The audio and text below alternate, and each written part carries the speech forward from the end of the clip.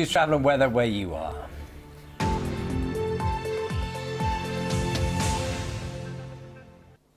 Hello, good morning from North West today.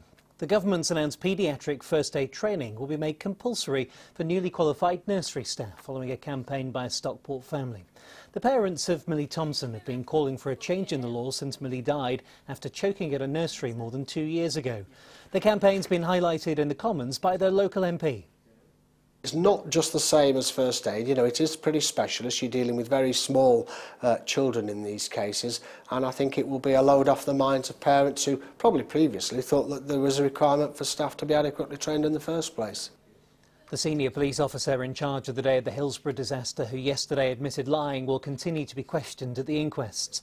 Retired Chief Superintendent David Duckenfield admitted telling an FA official on the afternoon of the tragedy that fans had got in through a gate. In fact, he'd given the order for the gate to be opened. And our reporter Ben Schofield's live in Warrington on breakfast in the next 10 minutes. A man's been arrested after a second house fire on a street in Bolton. Fire crews were called to Eldon Street in Tongmoor yesterday after the door of a property was set alight. They've been called to the same street on the 2nd of March. A 27-year-old man's arrested on suspicion of arson with an intent to endanger life and remains in custody. A woman's been questioned after a series of hoax calls, including bomb threats made to police in Manchester overnight. Around 10 calls were made in the city centre area in the early hours. A 45-year-old woman's being questioned. Bids have to be in today for a controversial sale of several small areas of the Lake District by the National Park Authority. The lots include Stickle Tarn at Great Langdale. Interested parties had to fill out a questionnaire about their intentions. The results are expected to be announced on Monday. The Royal Liverpool Philharmonic Orchestra celebrates its 175th anniversary with a special event at the City tonight. The performance of Beethoven's Ninth at the Philharmonic Hall will mark the day of the orchestra's first ever concert in 1840. It's the oldest surviving symphony orchestra in the country. Time now for the weather. Details this morning from Sarah Blizzard. Good morning. Well, we are starting off with quite murky conditions first thing this morning. There are some fog patches out there, but the weather is going to gradually start to change.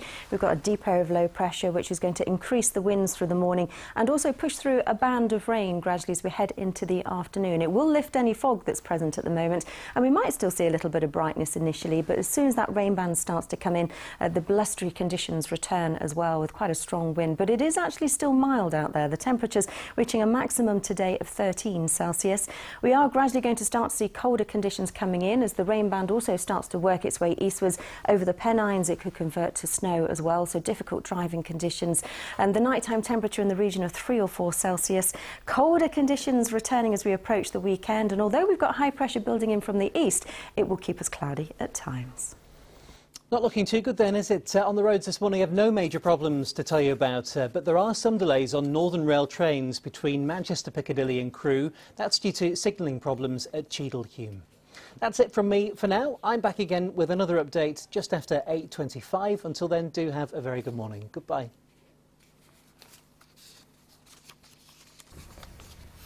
Hello, this is Breakfast with